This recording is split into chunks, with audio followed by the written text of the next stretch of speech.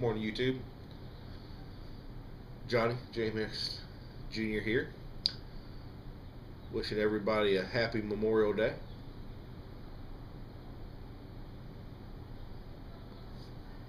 Get my first smoke in my Paronelli American Flag Pipe.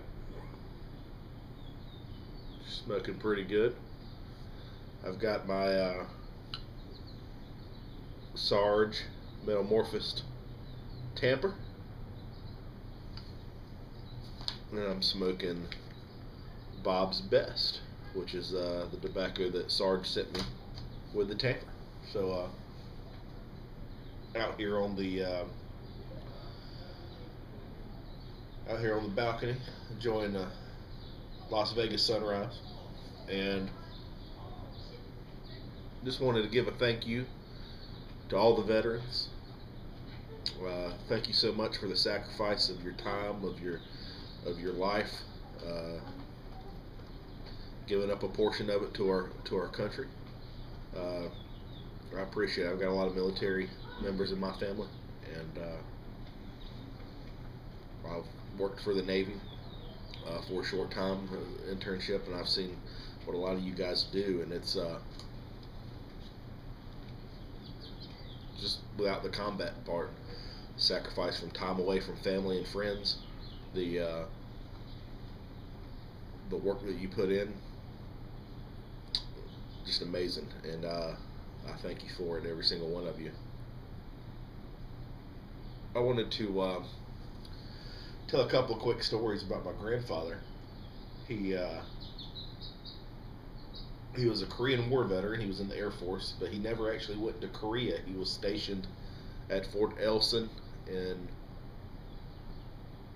Fairbanks, Alaska, back in the 50s. So very wild time around there. And there's a couple stories that he always told me that I thought y'all might get a kick out of. One was he was a medic. So his job and the serious part of his job is he was actually one of the first people. He was when they shipped the casualties from Korea,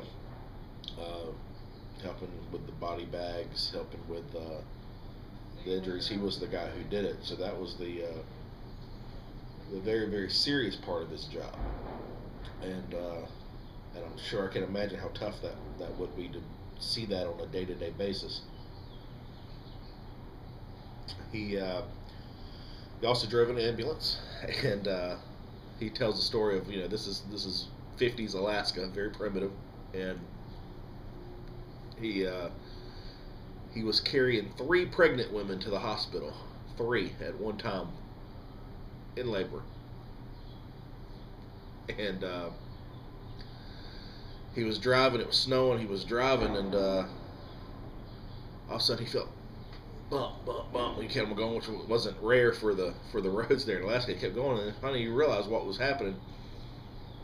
He had missed a turn, and he had driven out onto the river, and he had driven a few miles down the river in Alaska over the ice in the middle of winter. So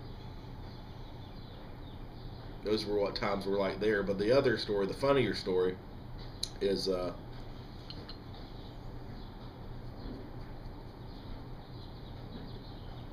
he was at an air show there. They were doing an air show for the community. And so he's sitting there on the edge of the field. He's there for anybody gets hurt or whatever. And all of a sudden, when the planes are flying over, people are skydiving and all kinds of things. And the plane flies over, and all of a sudden, he sees somebody jump out. When they fall, and they fall, chute never opens, and then right on the ground. And so my grandfather's sitting there, he's leaning up against the ambulance, and everybody's like, "Hey, you gonna go out and check on that guy? You gonna go check on him?" And grandfather says, "Nope, because if it's a real person, ain't a thing I can do. And if it's not, I ain't gonna be made a fool by anybody. So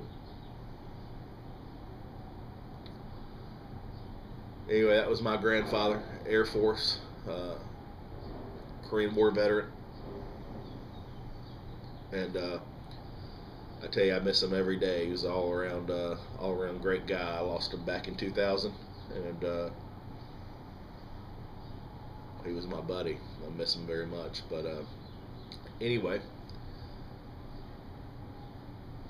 again, if you are serving or have someone who is serving in your family, we forget a lot of times about the family members who have the wives and the children that have somebody that's off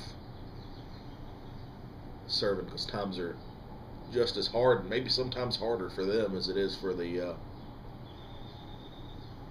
ones who go. And thank you so much for everything you do for me and my country.